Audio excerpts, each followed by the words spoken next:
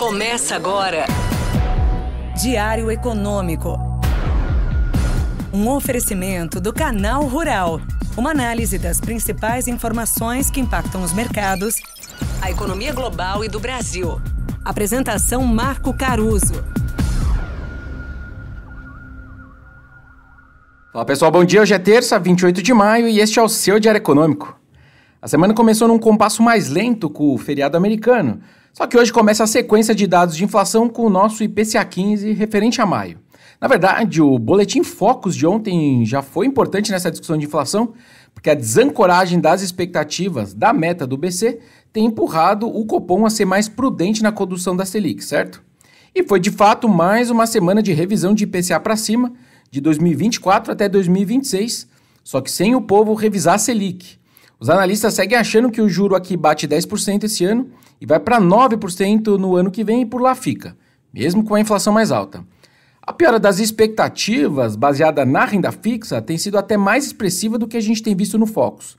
Para quem se interessa mais nesse assunto, essa inflação baseada na renda fixa é basicamente a diferença entre um título pré-fixado e uma NTN-B correspondente que paga juro real mais inflação. Então a diferença entre o pré e uma B é justamente a inflação, certo? Se a gente olha então para os próximos 18 meses, que é o cenário que geralmente o BC mira nas decisões dele, essas expectativas de mercado vêm o IPCA girando ali perto de 4,4%, 4,5%, ou seja, flertando com o teto da meta, enquanto o Focus está mais para 3,7%.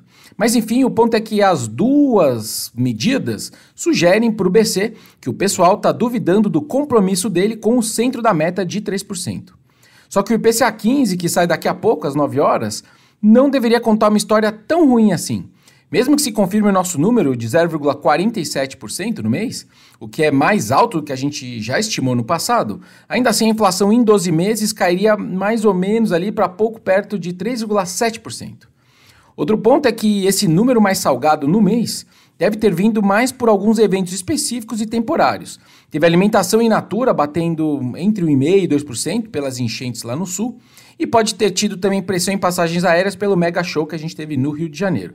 Mas, me repetindo o que eu falei ontem, alguns núcleos vão seguir em 3% anualizados, ou seja, na meta do BC. Indo agora lá para fora, primeiro algumas notícias que são na margem inflacionárias.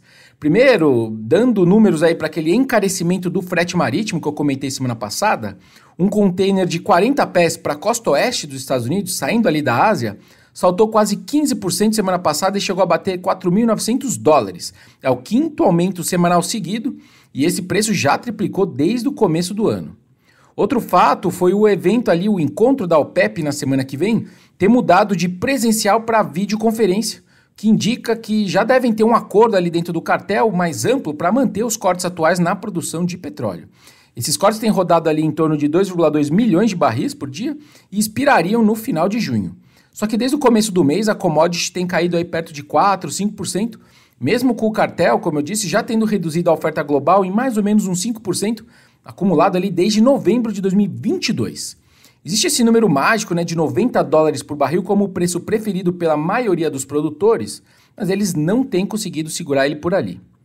Falando do BC europeu, que se reúne semana que vem e pode começar a reduzir juros, teve o diretor francês agora fazendo coro às falas da Lagarde da semana passada. Ele não só acha que podem cortar mês que vem, como eles também acham que pode acontecer isso na decisão de julho, ou seja, seguidos, contrastando com alguns membros que se sentem mais desconfortáveis com esses cortes consecutivos, dadas as incertezas.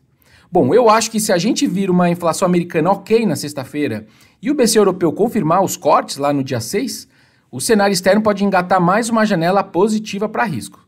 Se a gente aqui Brasil cooperar, todo mundo pode se dar bem também. Inclusive, sobre esses pontos e a nossa atualização de cenário básico, fica aí o convite para você ouvir o Economês de Maio, que sai ainda hoje na parte da tarde. Bom dia, bons negócios e sorte sempre. Você ouviu? Diário Econômico. Um oferecimento do Canal Rural. Uma análise das principais informações que impactam os mercados, A economia global e do Brasil. de segunda a sexta, às 6 da manhã, no Spotify e YouTube.